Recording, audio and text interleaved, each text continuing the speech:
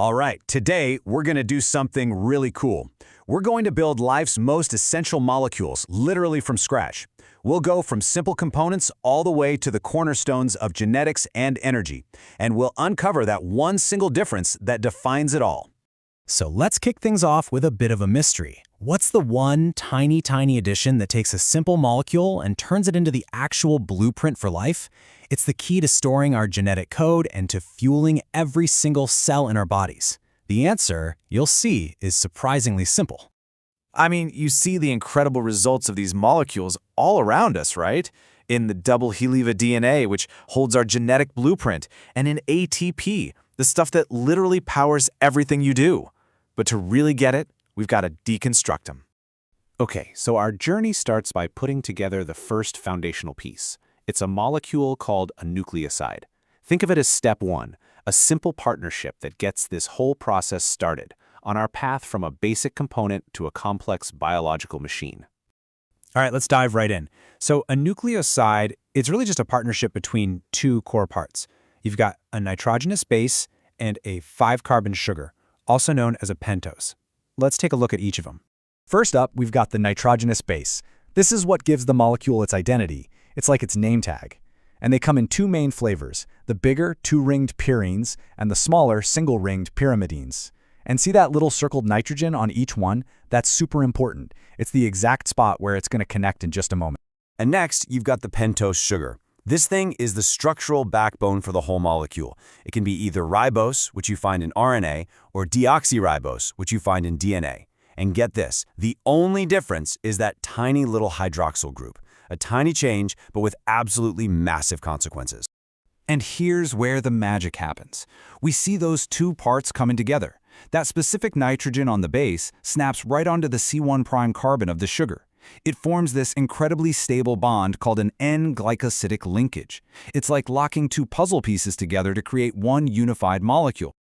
And voila! A base plus a sugar gets you a complete nucleoside. It's simple, it's elegant, it's a crucial building block. But, and this is a big but, it's kind of passive. It's a foundation, sure, but it can't do any of the real work of life on its own. It's missing that spark. So, time for the magic ingredient. To turn our stable, but honestly kind of boring nucleoside into a real player, we have to add one more piece. This is the phosphate spark.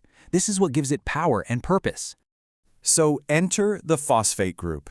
This little guy, this small, negatively charged molecule, it changes everything.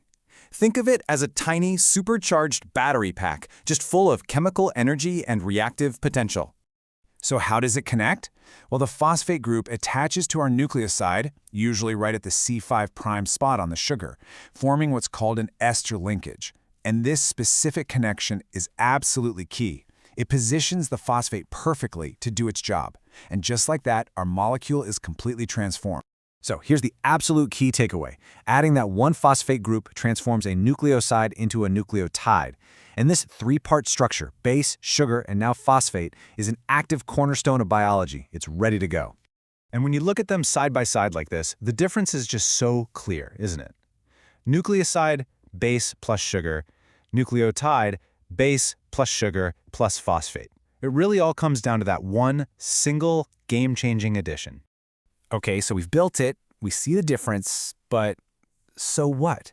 Why does this one tiny change matter so much? Why is this simple addition so critical in biology? Let's unpack how this little structural tweak unlocks such mind-blowing functions. Yeah, that phosphate group, it's not just some extra decoration. It's a switch, a power switch. It's high energy and its negative charge totally change the molecule's personality. It goes from being a passive piece of the puzzle to an active, dynamic powerhouse ready to build our genes or power our cells. And with that switch flipped, it unlocks two of the most critical jobs in all of life. First, nucleotides become the activated building blocks, the little Lego bricks, if you will, used to build the massive chains of DNA and RNA. And second, a nucleotide called ATP becomes the universal energy currency for pretty much every living cell on Earth. No big deal, right? So, if you remember one thing, it's this. Nucleosides, they're the passive parts, the structural intermediates. But when you add that phosphate, boom, they become nucleotides, the active players. They are the cornerstones that build our genes and literally power our world. And you know what's really neat? Even the way we name these things tells the story of how they're built. It's this beautiful, logical process, and it's all right there in the name. Yeah, the naming system follows this really clear hierarchy. You start with the base. You add a sugar. It becomes a nucleoside. Then you add the phosphate, and it becomes a nucleotide. See? Each step is reflected right there in the name. And here's that system in action. Take a look at the RNA series. You've got the base, adenine. It becomes the nucleoside, adenosine, which then becomes the nucleotide, adenylate. It's just a clear, systematic progression, and the exact same logic works for the DNA series too. All right, let's just quickly run through the whole journey one more time. We started with a base and a sugar. They hooked up to form a stable nucleoside. Then, and this is the critical step, the phosphate was added, creating the nucleotide. That final step was the transformation, the moment it unlocked its amazing dual destiny, to carry our genetic code and to provide the energy for life. So really, it all comes down to this. The addition of phosphate is the switch. It's the one thing that transforms that simple base-sugar pair from a passive component into the versatile, active cornerstone of all genetics and energy. It's what turns the lights on for life as we know it.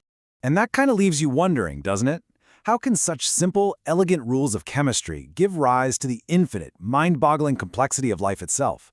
The idea that one simple chemical switch could be the foundation for everything, from a single cell to the entire beautiful tapestry of life on this planet, that's a pretty amazing thought to end on. Thanks for joining me.